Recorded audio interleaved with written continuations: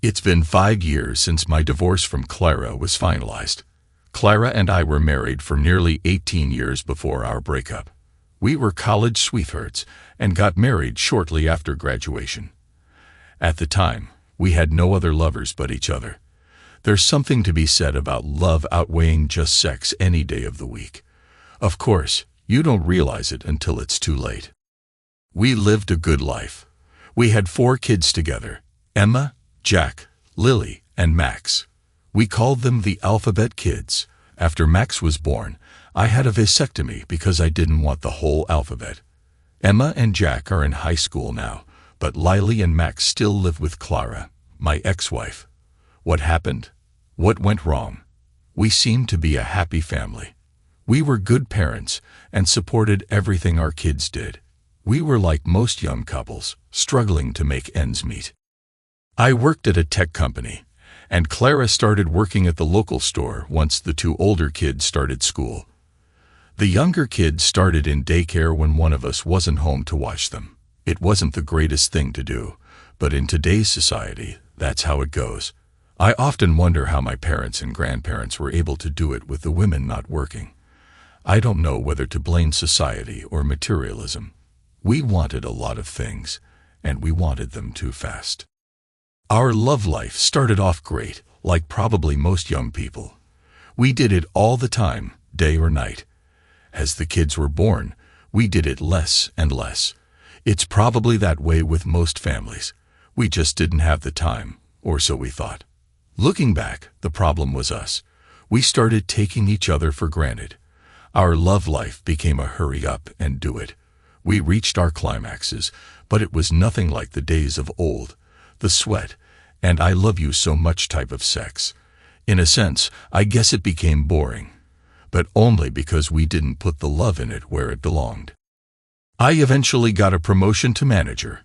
Our financial situation became much better. As the kids became older, we were able to go out once in a while. Dinner and a movie were enjoyable. It started to put a little of the luster back into our somewhat boring relationship. I guess all marriages go through it. You love each other, but take each other for granted. Clara came home one day and said she wanted to go out with the other girls at work. I didn't see any problem with that since our kids were now old enough to take care of themselves. This happened about 3 years ago. Clara got dressed in slacks and a blouse.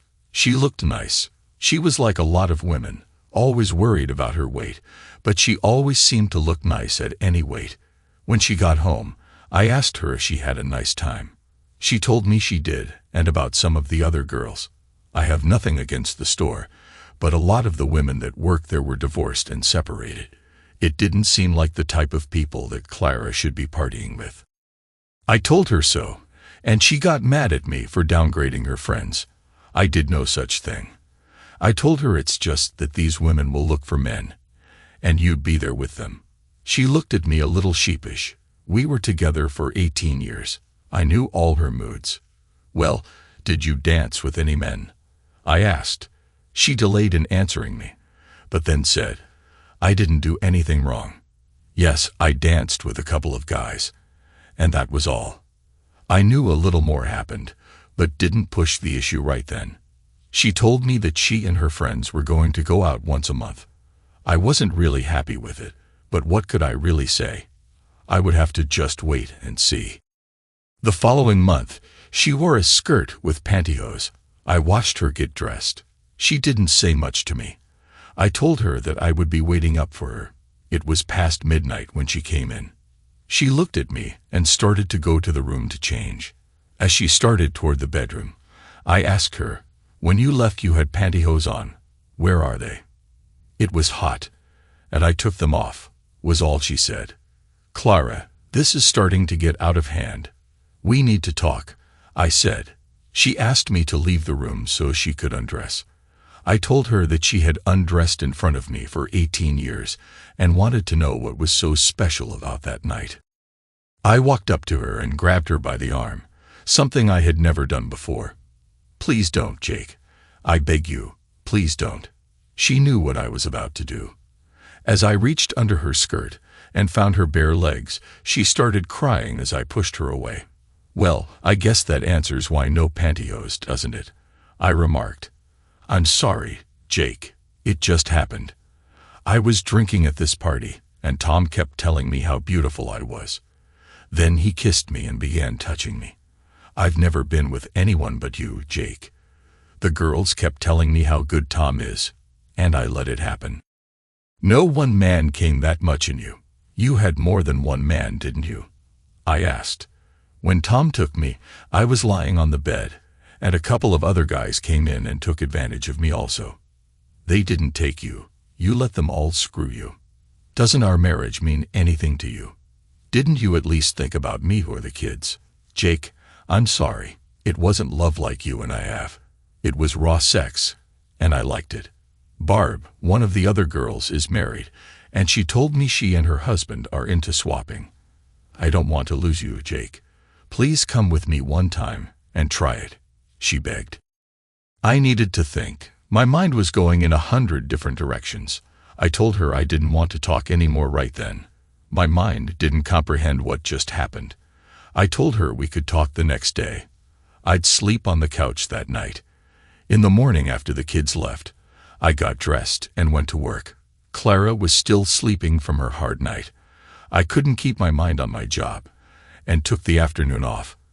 I went where Clara was working and walked up to her. She smiled at me. She was a cashier that day. At the next register was her friend Barb. I had read the name on her name tag. Honey, how come you're not at work? Her friend Barb kept eyeing me. I'm going to see Mike, our lawyer, today. I'm getting a divorce. I turned around and walked out. Behind me, I heard Clara yelling at me to wait. She had a customer at the register and wasn't sure what to do. I guess she was in panic mode.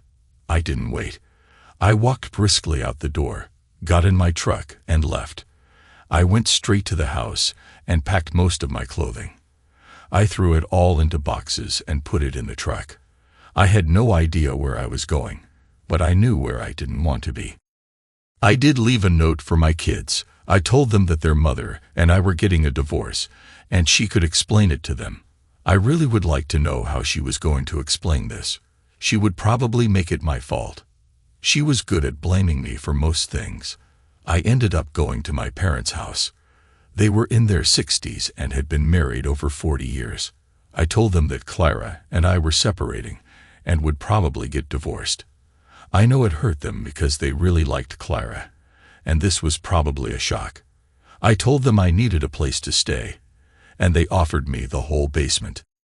It was all remodeled and had a nice bedroom and even a small kitchenette and living room set up down there. They told me I could stay as long as I needed. They didn't much use the basement anymore. They didn't like the stairs. About 2 years ago, they moved the washer and dryer upstairs after Mom's hip replacement. I might ramble on a little while telling you this story. There's so much to tell you. I know you want to know about Clara and what the kids thought, as well as input from the lawyer and a few other people. I told Mom and Dad that Clara wanted more freedom. It was kind of hard to explain that she wanted to have sex with other people. I didn't want to tell my parents that. I just told them that we felt differently about a number of things and didn't think we could come to an agreement. They weren't happy with that explanation, but it was all I could tell them for now. I did make it over to Mike, our lawyer, and he told me that Clara had already called twice. I asked him if he was going to represent me or her. She doesn't want a divorce, Jake. She thinks you can work this out. Answer my question, Mike. Are you her lawyer or mine? I asked again. I'm hers, Jake. She called me first, and I accepted the case. I'm sorry. If you had called me, I would have been yours. Please talk with her, Jake. You are both my friends, and I hate seeing you two in divorce court. Did she tell you why I walked out, Mike? Why I want a divorce? I asked. She said you two had an argument about her going out. She got drunk and cheated on you, he replied. Truth time, Mike. She went out after I told her I had a bad feeling about it. She slept with 3 men and then asked me if I wanted to swap with her friends. There's your case, Mike.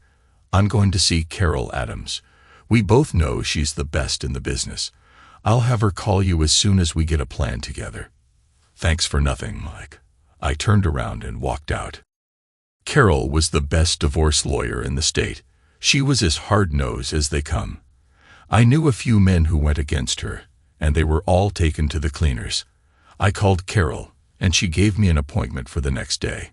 She told me not to talk to Clara until we had our meeting. I asked her about the kids, and she told me to have my parents call them and tell them we would talk in the next few days. My parents did call the kids and talk to Emma, our oldest. They told Emma that I would call them and talk to them in the next few days. They mentioned that if any of the kids had an emergency, they could call them also, and that I would be staying at their house. About 2 hours later, Clara called the house. She told my dad she needed to talk to me. I shook my head no, and my dad said that my lawyer advised not to talk to her that day. He said I would call her after meeting with my lawyer. I heard my dad say to Clara, "Clara, I don't know what happened between you two, but you must have hurt Jake terribly. I've never seen him like this." He talked a little more and hung up the phone. He looked over at me and said, "Clara told me to tell you she loves you and not to do this to your family." I was upset. I knew she was going to throw it in my lap and make it my fault. My mom was out of the room, so I told my dad the truth. I told him not to tell Mom because it would crush her. She loved Clara. He had tears in his eyes when he left the room. My dad was a pretty sentimental guy. I had to go to work the next day. I wasn't allowed to accept personal calls in the plant except for emergencies. I told my manager about applying for a divorce and to make sure no calls were forwarded from Clara as emergencies. I was glad to be working. It kept my mind focused on something other than Clara. I met with Carol after work. She was a beautiful lady, but pretty much all business. "Jake, what do you want to happen here?" she asked. "Wow, I guess I'm not really sure. You see, I love Clara. I really do and probably always will. I don't want to destroy her or anything like that. I just can't live with the lifestyle she wants. I'm not into sharing her, and I'm not interested in having sex with just anybody. I'm somewhat worried about the kids. I know they're older, but I don't want her bringing every Tom, Dick, and Harry to the house. Although I don't think she would do such a thing, but I didn't think she would cheat on me either." Carol spoke. "Jake, people go through this every day. We can do whatever you want. I take it you don't want the affair situation publicly known for the sake of the kids. You need to support them, and we can pretty much dictate the amount you can give or take, whatever you want. You're in the driver's seat here. We might have to use the affair as a weapon to get things settled, but we'll go for irreconcilable differences in the end. Is that all right with you?" "You're my lawyer. I'll follow your advice," I replied. "You make a pretty hefty salary now. Since she is working, we probably can get away with $500 a week in child support. As the kids turn 18, we'll knock off about $50 a week. No spousal support, and when all the kids are over 18, the money stops. You'll also be responsible for their medical expenses. As far as their education, it's up to you if you want to supply any. You don't have to legally. Your oldest is 17, and your youngest is 12. So you'll have to pay some support for the next 6 years. Do you want to go with this, or do you want something else? What about our savings and my retirement package? All the savings will be divided equally, as well as any bills that are in both of your names. You have 2 vehicles, so you can each have one. Your retirement is exactly that, your retirement. We won't let her touch that. The house and furnishings are the only things left. What would you like done with them? Our house is worth about $200,000, and we owe about $60,000. But my kids live there. I'm not sure what to do," I said. "I have an idea to throw at you.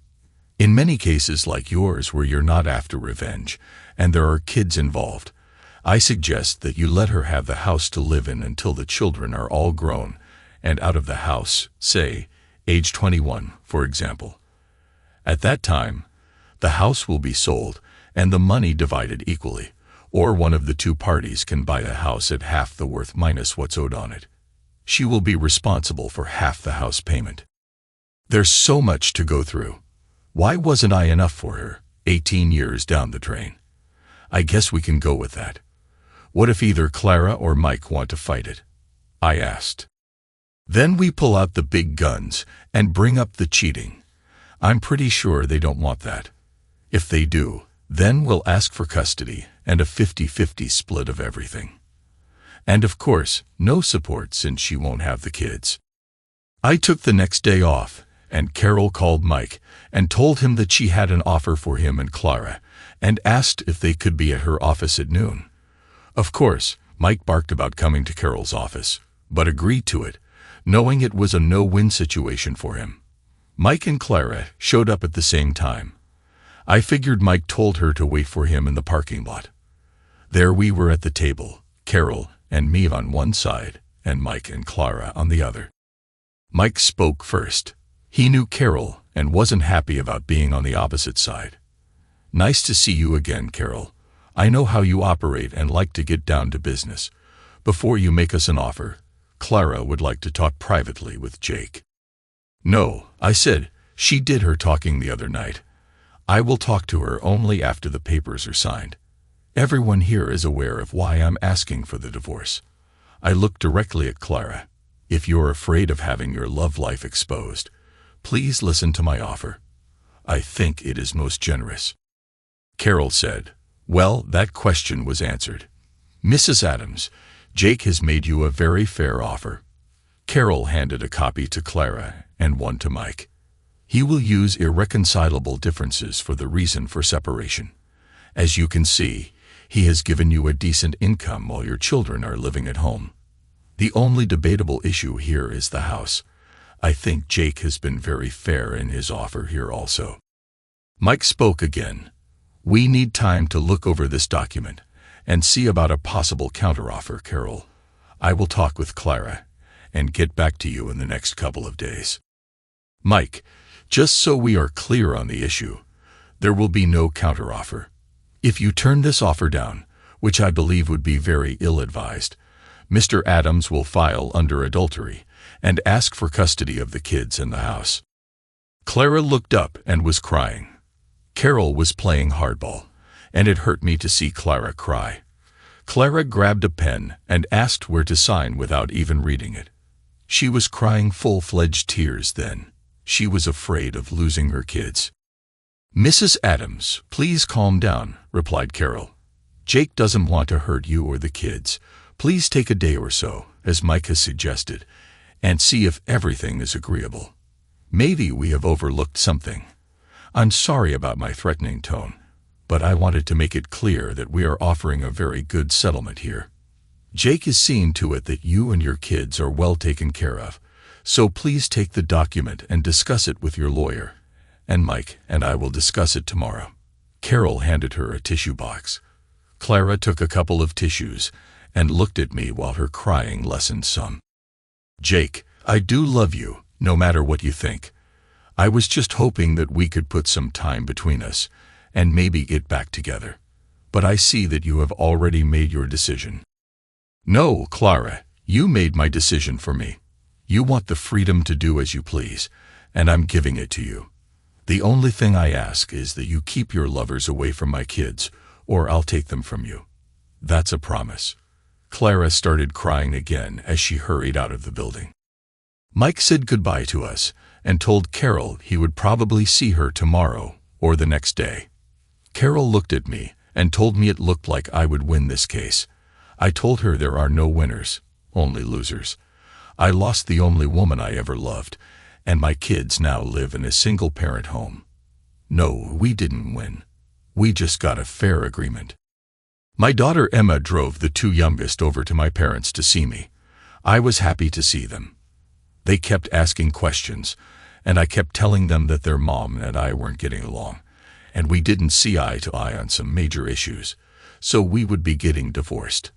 I tried to explain to them that their mother and I would always be in their lives. We just wouldn't be together. Max, I will be at your games. I wouldn't miss them. And Lily, when volleyball season gets here, I'll be in the stands rooting for you. I will always be part of your lives. I hugged and kissed them all as they told me how much they loved me. I gave them my cell phone number. And of course, they could always call me at Grandma's house. Jack showed up a little later. Dad, I have a question for you. Did you cheat on Mom? No, Jack, I would never cheat on your mother. Why would you ask me that? Well, Jim, my buddy at school, and Travis, our neighbor, said their parents are divorced, and in both cases, their dad was caught cheating on their mom. I was hoping you didn't do something like that. God, I love you, Dad, and I'm going to miss you. Jack, you won't be missing me. I'm not leaving the country. I'll always be here for all you kids. It will just take some time getting used to our situation. Well, the divorce was finalized, and I kept my promise to the kids. I went to most of their school functions. I saw Clara at most of them. She was a good mom, and if she was having any affairs, she was keeping it very private. I might mention here that Clara and I were always on speaking terms. We got together for the kids' birthdays and other special occasions. The only agreement we had was she wasn't to mention her dating life to me. We talked about the kids, holidays, my parents. No topic was off limits but her love life. A couple of times she started to say something about a male friend or something along those lines, and I would get up and leave. The agreement that Carol and I wrote up we all signed. I wasn't there when Clara came in to sign it. Carol told me Clara took it pretty hard. We had a few arguments with Mike on what credit cards would be paid and by whom. I guess that was his way of saving face. I told Carol that if push came to shove, I would pay them. We canceled all our credit cards and had new ones issued in separate names. I talked with the kids regularly. They told me that their mom accepted the fact that we were divorced and seemed a little happier. I asked them if she dated, and they told me no. She did go out with girlfriends about once a month. I think I cringed when I heard that. I never did have that heart-to-heart with Clara. She wanted the freedom to explore, and that wasn't my thought in life. You don't marry someone and decide to find new attractions. It was the way I was brought up. As I mentioned, my parents were married over 40 years. Maybe we did get married too early, and she didn't get a chance for whatever it is she is seeking. I never explored the sexual realm either. I was happy with Clara. Going back a couple of years, I should mention that I did start dating again. I went out with a few women from work. At my age, most women I met and dated were divorced. I made it a point never to date a married woman, even if she was separated. I guess it's something I felt inside. I did have sex with a few of these ladies. It just wasn't the same for me. I mean, it was good, and I treated them all with respect, but I always thought about Clara. It's funny how you can't just shake it off and go on with your life. I tried. Believe me, I really tried. All the women I dated just didn't do it for me. My best days were the family events when I could see Clara. One night last year, I went out with the guys from work. They said they knew a lively bar where the women hung out. Of course, you know who I saw there. It must have been ladies' night out. I looked up, and there she sat. It was funny, though, because there weren't any men around them yet. I didn't know any of the women she was with. The only one I ever met from her work was Barb, and she wasn't there. I walked up to Clara from the side, so she didn't see me coming. "Would you like to dance?" I asked. "Jake, what are you doing here?" she asked. "Just out with the guys. Are you waiting for someone, or do you want to dance?" I replied. No, I'm not waiting for anyone, and yes, I'd love to dance with you. Let me introduce you to my friends." She rattled off a half-dozen names, and then said, "These women all belong to our book club. About once every 6 months, we go out instead of meeting at someone's house, and it just happens to be tonight. Now how about that dance?" We went up to the dance floor, and I held her in my arms. Just like old times, isn't it? I said, She looked up and smiled as I pulled her tighter. We had 2 slow numbers in a row, and then the band started a fast one. I never could dance to those types of songs, I said as I walked her back to her table. She seemed sad that I took her to the table. Ladies, it was nice meeting you. I better get back to my friends. As I walked away, it just didn't seem right. I didn't want to see if she was approached by another man. I told my friends that I had to leave and would see them later. As I walked out the door, I turned and saw Clara staring at me. The next day, I got a call from her. She said it was nice to see me out and about and enjoyed being with me. She asked me if I would help plan Emma's wedding reception. My oldest daughter was going to get married. It seemed like just yesterday I held her in my arms. Now here she was, ready to start her life with her boyfriend. It's funny Clara called the day after I had seen her. Since I knew Emma's wedding was a year away, I told her I thought it was a bit early since it was so far away. She told me that reservations and such have to be made way in advance. I suggested she give Emma a call and make the plans with her. After all, it was her wedding. After they got their ideas on paper, I would look at the financial end. She said that was okay, and she would give Emma a call and get things started. I wanted Clara to know that one dance does not put us back together. I called her about a month later to ask her how the plans were coming along. Lily answered the phone and said that Clara had gone out with friends. I was aggravated, but really had no right to be. We've been divorced for over 2.5 years now. I did ask Lily if her mom went out regularly, and she told me about once a month. I called my buddy Steve and asked him if he wanted to go to the bar. He was divorced also and enjoyed the ladies. We walked in, and the place was crowded. I saw Clara sitting with a group of people, both men and women. I decided to hell with her. I was going to find another woman to dance with. I saw this young lady, probably around 29.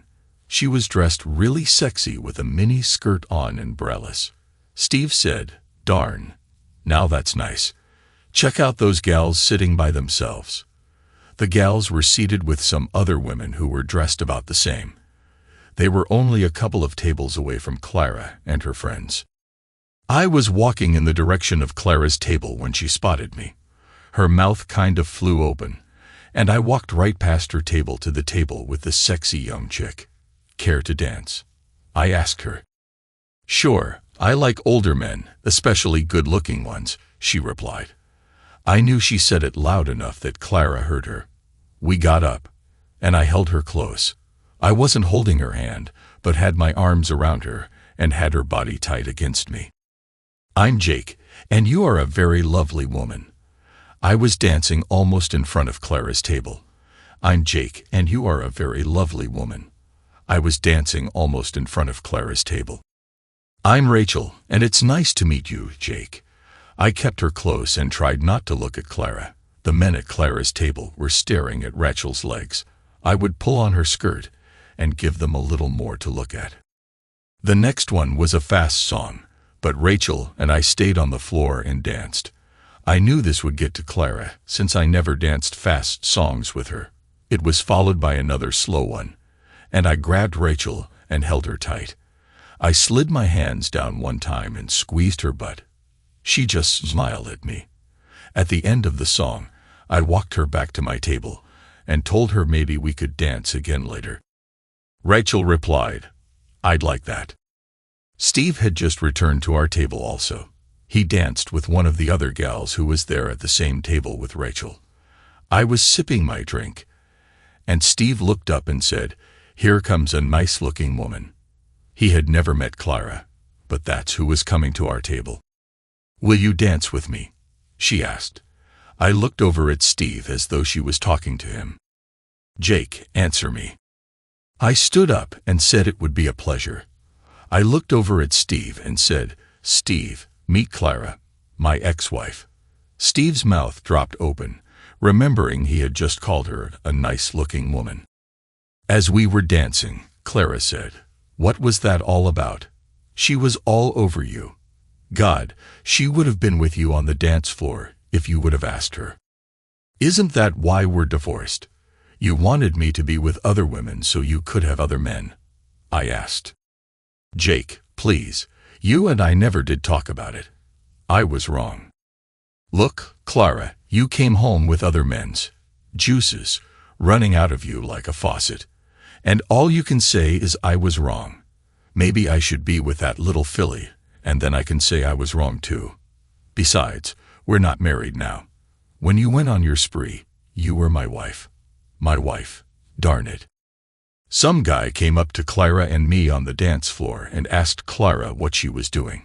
You're supposed to be my date, and you asked this guy to dance, he asked. I looked at this weasel and said, get lost, buddy. You're not getting any from Clara tonight. I could tell it really embarrassed Clara. Who the heck are you? Her husband or something? He asked. Yeah, I'm her husband, and you're going to be in the hospital if you don't get away from us. Clara started to talk when I interrupted her. Do you want to sit with me or go back to your boyfriend here? Clara was steaming mad and pulled away from me and went back to her table. I grabbed the creep by the arm and told him if he tried being with her that night, I would hunt him down and deal with him. Then I let go of his arm as he went back to his table. The two young women we danced with earlier came over and sat with us. We switched over to a booth and were getting closer to them. I normally don't treat women like this, but Clara had a bird's eye view, and I was determined to move on. The little blonde I was with asked if we were ready to leave. She told us she was interested. I asked her to do me a favor first. I pointed over to Clara, who was sitting there looking really mad in our direction, and I asked her to go over and tell that woman that she was going to get her wish that evening. The little blonde smiled and walked over and told Clara what I'd said, and then came back. Clara was furious and tried to get up but was trapped between some other people. By the time she got up, we were gone. We did end up with those two women at Steve's apartment. In fact, throughout the night, we even changed partners. The time was great, but after they left the next morning, I didn't feel complete. I knew what it was. The love was missing. I had turned off my cell phone, and when I turned it on, I had 10 messages from Clara. She was angry. She called me every name in the book. One of her messages said I ruined her evening. That made me feel good. It was about 9 in the morning when I called her. She answered the phone, and I asked her if she had calmed down any. She began ranting and raving again, saying what a jerk I was and how much I hurt her. Then, all of a sudden, she stopped. How does it feel, Clara, to know the one you love is with someone else? It's the life you chose. You be with who you want, and I'll be with who I want. To heck with love. I could hear her crying as I hung up the phone. I didn't hear from her for a couple of weeks. Then one day she called. Jake, can we talk? I mean about everything. I know it will hurt you because seeing you with that woman hurt me, so I know what I did was much worse. Clara, it's over now. Go on with your life and be with who you want. I don't care anymore. I just wanted you to get a taste of how it felt. Jake, I haven't been with a man in 2.5 years. The last time was a month after you left me. It wasn't all that good, and there was no love. I realized that it was just men using me as a bad word. I'm not that, Jake. I was wrong. I was really wrong, and there's no way I can prove it to you. I wanted to try and explain it to you, but that type of life is not for me. I realized it when Tom asked me if I was his plaything. I slapped him hard across the face. He wouldn't hit me back, but I kicked him before he had a chance. I don't want that life, Jake. I want the life that we once had. Honest, 2.5 years. What about that idiot a couple of weeks ago? He said he was your date. He had every intention of getting you. He was friends with one of the guys at our table. The other men at the table were with their wives. Since I was the only single woman at the table, he assumed he was going to be with me. I had no intention of doing anything other than maybe dancing with him. Besides, he told me you were going to hurt him if he laid a hand on me. Did you tell him that? I sure did. Do I have to follow up on my threat? Heck no. He wouldn't even dance with me. The only reason I went back to the table was that you embarrassed me so badly. Then you sent that woman over to let me know you were going to be with her. Did you, Jake? Did you spend the night with her? Clara, we're not married. I'm free to do what I want. By the way, whatever happened to your friend Barb? I don't see her with you anymore. They don't belong to the club anymore. She and her husband are divorced. The reason they tried that lifestyle was that they thought it would add a little something into their marriage. Her husband ended up divorcing her, and he and the other man's wife left together. 2 more marriages went down in flames. I thought it was odd she mentioned the club. She mentioned she hasn't gone there for years. I thought I'd change the subject. How are the wedding plans for Emma coming along? You haven't told me much about them. And now it's only a few months away, I asked. I know you know all the plans. Emma has talked to you a dozen times. I guess I felt you didn't want to be over here alone with me. So that's why we made the plans, and just let you verify them. I'm not afraid to be alone with you, Clara, I said. Oh yeah? I don't believe you. If you're not afraid of me, then take me out on a date. She laughed. I don't think that would be a good idea, Clara. It may give the wrong impression. People might think we were getting back together, I replied. I knew you were afraid. You still love me like I love you. You just won't admit it, she said. Clara, I do love you, but the hurt of what you did to me is still there. I see it every time I look at you. When you cheated on me, you took a big part of my heart away. I don't think it's mended yet. I don't know if it will ever be. God, I'm so sorry, and there is nothing I can do. Nothing, Jake. I'm the one who ruined our marriage. I'm the one who lost the only man I ever loved. I'm also living daily with the guilt. I've thought time and time again about taking my own life, but it's the kids that would have to live with that. I've done enough damage to them. I was hoping that one day, maybe, just maybe, we might get back together. I didn't know what to think anymore. I never had talked to her, and now I hear this. God, my mind was in turmoil. I wanted her. I loved her. I hated what she did to me. And to our marriage. What if she followed up on her thoughts? Was she laying a guilt trip on me? I had to know more before I believed her.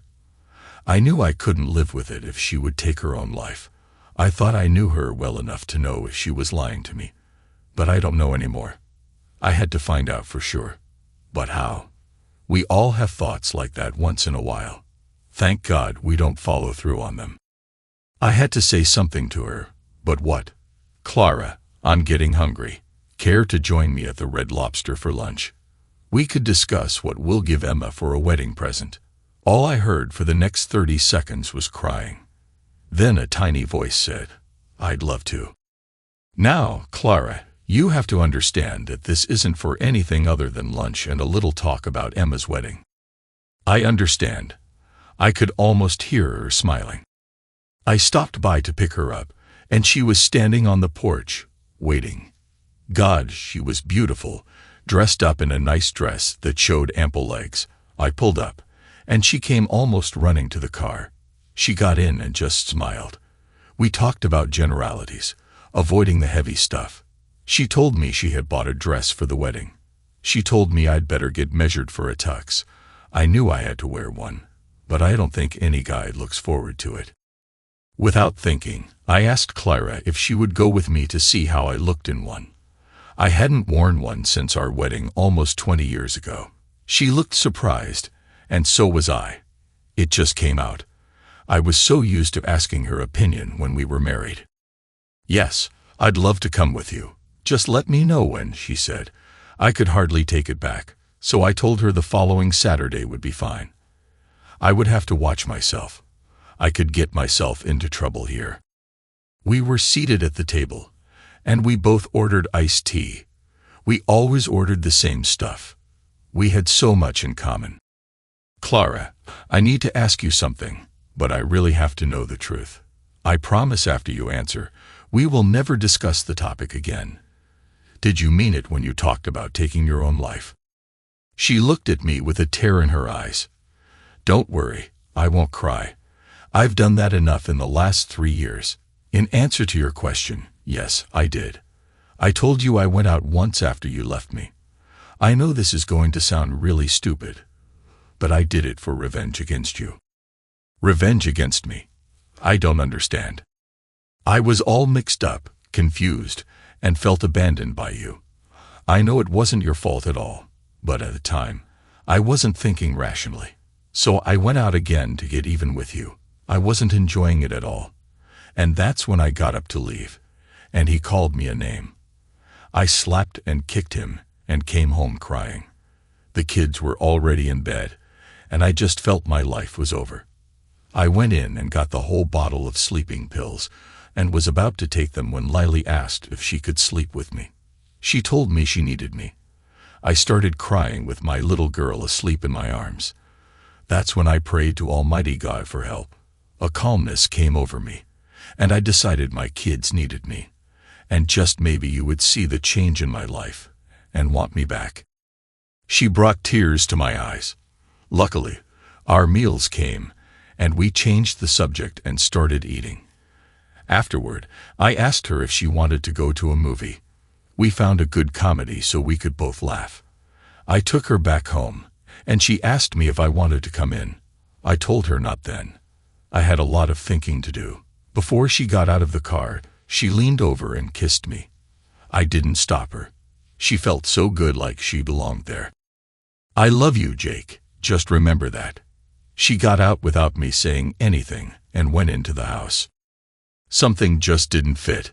She told me twice now that she did the swap thing only one more time, a month after I left her. I wanted to believe her, but the puzzle pieces didn't fit. For one thing, if you go to a swap club, you have to have a partner. Who was hers? It couldn't be this Tom fellow because that's who she swapped to be with. Where was her man when she was fighting off this Tom fellow? Then the possible suicide, she said time and time again, yet she only told me about the sleeping pills. I wanted to believe her, but I needed answers. My biggest problem was where she went every month and with whom. For over 2 years, the kids never mentioned meeting anybody. Maybe she was being honest with me, and I was being paranoid. All our free time was spent getting ready for Emma's wedding. I did have lunch with Clara, Emma, my son Jack, and Emma's fiancé, John. We were headed over to be fitted for our tuxes. I swear I looked like a penguin. But Emma and Clara both said I looked handsome. Time flew by so fast, and before I knew it, it was time for the wedding rehearsal. I went over to the church and did all the things I was asked to do. No big deal. As Emma and I walked down the aisle, I did some silly things like hopping and skipping. Nothing bad, just having a little fun. I remember the pastor saying that it would be different the following day. We might be nervous, so we should try to remember our parts. I thought, yeah, walk down the aisle, and later say her mother, and wow. I thought, who couldn't do that? Afterward, we all went to the restaurant and ate. I made sure I went. It was something that I didn't have to pay for. Before I left to go home, Clara came up to me. I had hardly said much to her that evening. Jake, I'll see you tomorrow. It was something about the way she said it, and I leaned over and kissed her. I don't know why, but I did. Maybe it was the joyousness of the occasion. I can't really say. She smiled at me, and I left. I was at the church early, just like I was told. The bridesmaids and ushers were all there. People started arriving. I was starting to get a little jittery. Clara was being escorted to the front row. She looked so beautiful. I've never seen her more radiant as she smiled at me. How's my penguin today? She laughed lightly. He's scared stiff. His daughter is getting married, and his wife never looked more beautiful, I replied. I realized what I said after I said it. It was true. I've never seen her more beautiful. It's okay, honey. Everything will work out fine. You'll do fine. Just don't walk on Emma's dress. She smiled at me. I headed out to the back of the church and waited for Emma. When I saw her coming to be by my side, I started crying. She looked like a younger version of Clara. "It's okay, Daddy. We can do this. Mom told me to tell you she loves you and not to step on my dress." It made me chuckle, so much like her mother. I got a little ping, hoping Emma wouldn't be totally like her mother. My little girl was getting married. The music started, and the bridesmaids, flower girl, and everyone else had made their entrance. "Well, Dad, here we go," Emma said as we entered the sanctuary of the church. We started our walk down the aisle. I kept telling myself, "Don't step on Emma's dress." My eyes were filled with tears as I walked my little girl down the aisle. This was what life was all about: love and family and friends. We made it down to the front of the church with half the people with tears of joy in their eyes. Thank God I wasn't the only one. "Who gives this woman to be married?" the pastor asked. What was my line? "Her mother and I." I said. I turned to sit next to Clara, and she was both smiling and crying. I whispered to Clara, "I screwed up. One stupid line, and I screwed it up." "Everything is fine, honey. You did great," Clara whispered. Through the whole service, I was holding Clara's hand, probably to the point of hurting her. She didn't say a word. She just sat there smiling and crying. I was glad when that service was over. Then we had to stand around for pictures and whatever else they do. Then it was time for the reception. I needed a drink and went and got one. Everyone was having a good time. Emma and John made a nice couple. People were saying it was so nice to see me and Clara together. Every time I heard it, Clara just smiled, never saying a word. The dancing began, and they had the father of the bride dance. I guided Clara onto the floor and started dancing. People started clapping for us. I looked around at all our kids smiling. I looked over at my mom and dad, and they both gave me a thumbs up. It looked like everyone was sure about us but me. After the wedding, Clara asked me if I would drive her home. Of course I said yes. When we got to the house, she asked me if I was coming in. I answered, saying the kids would be home shortly, and I didn't want them to get the wrong idea. "They already have the wrong idea. They went home with your mom and dad and will be sleeping at their house. The only place for you to sleep tonight is in my bed or Jack's," Clara replied. "Are you going to open my door for me?" She smiled. I decided, what the heck? She wanted me, and so I decided to follow my heart. I wanted to make sure I didn't propose or anything. I still had too many unanswered questions. I got out and walked her to the door. I opened it, and she told me to come in. "Jake, you don't need to marry me tonight. Maybe the time will come, and maybe it won't. I do want you to be with me tonight just like you used to." I refused the offer to spend the night with her, saying that it's not the right time. I, however, did spend a few hours with her chatting over a cup of coffee. She told me about her current life and how she has not been with a lover since we got divorced. I told her that I am not ready to be back with her, and I need more time.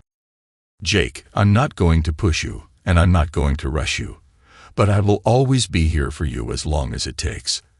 I smiled at Clara and left the house. I didn't even kiss her goodbye on purpose.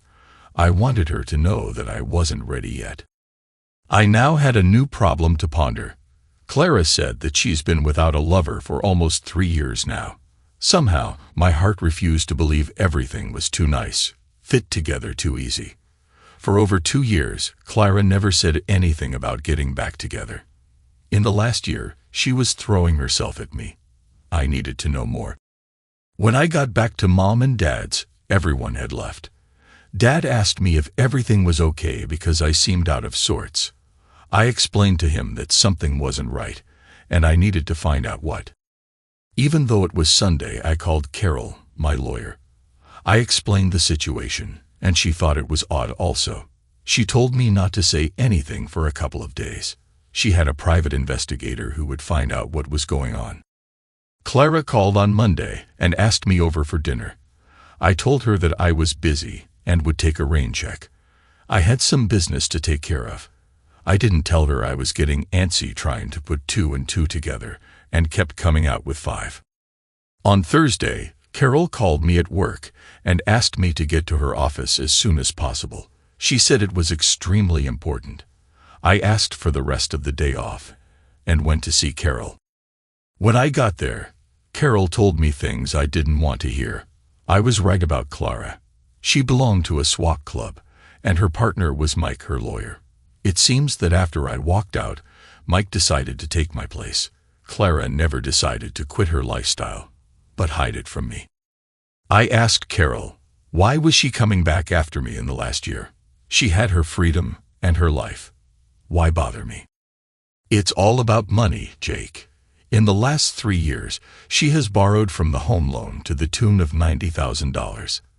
Instead of owing the $60,000, you now owe $150,000, said Carol. How did she get it? Didn't she need my signature to borrow money against the house? I asked. No. When you settled on the credit cards, one was a cash equity loan. You could borrow continually on it to a specified sum. Yours is almost there now. Your friend Mike slipped that one past us. There was no way of telling once you agreed to pay the credit loans. I'm sorry, Jake.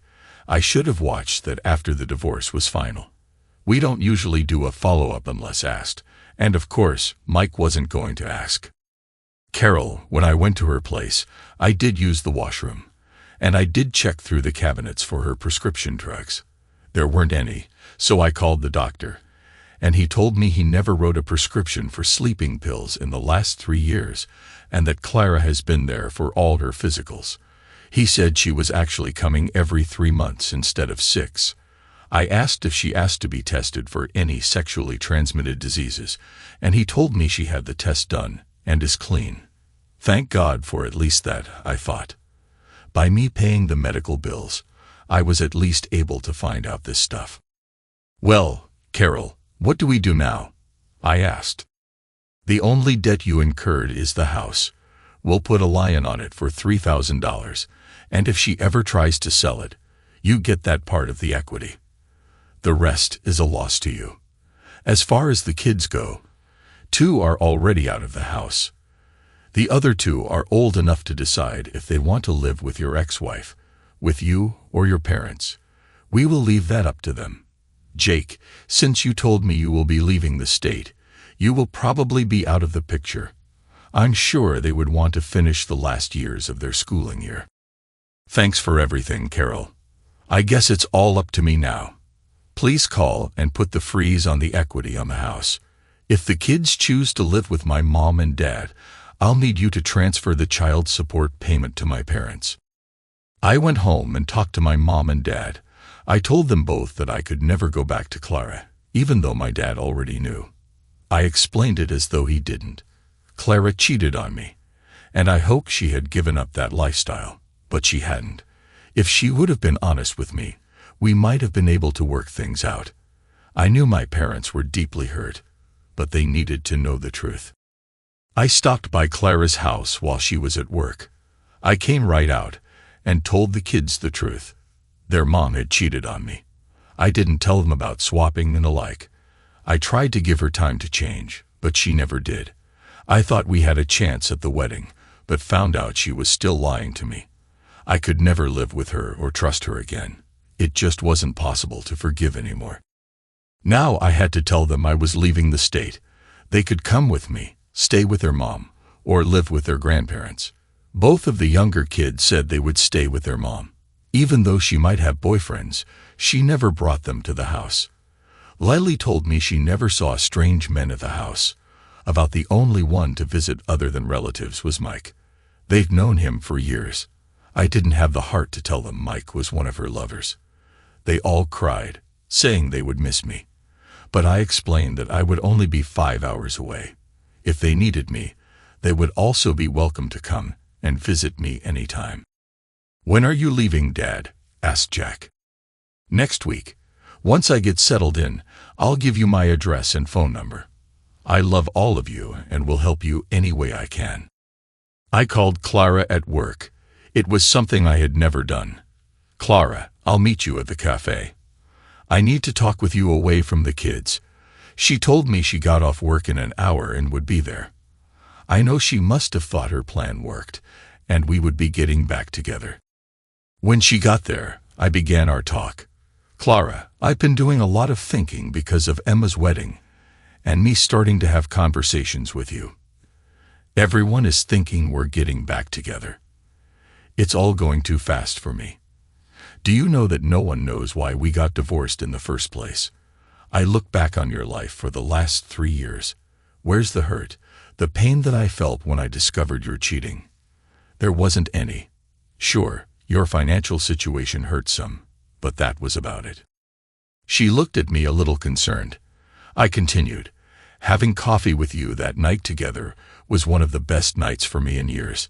Yet, I cannot get past the fact that you were without a lover in over 2 years. Why did you lie to me? You had your girls' night out every month. It seems that the women you were with from work and your book club were also SWAT club members, so I guess you've been getting your way after all. She started in on her crying again. You being with other men caused our divorce, and you never stopped doing it. Go ahead. Explain it. Go home and tell your kids why I left in the first place. Tell them your needs aren't being met, and that I'm not good enough to satisfy you. They deserve to know, and are old enough to handle it. I've talked to them. God, Jake, surely you didn't tell them about me, did you? She asked.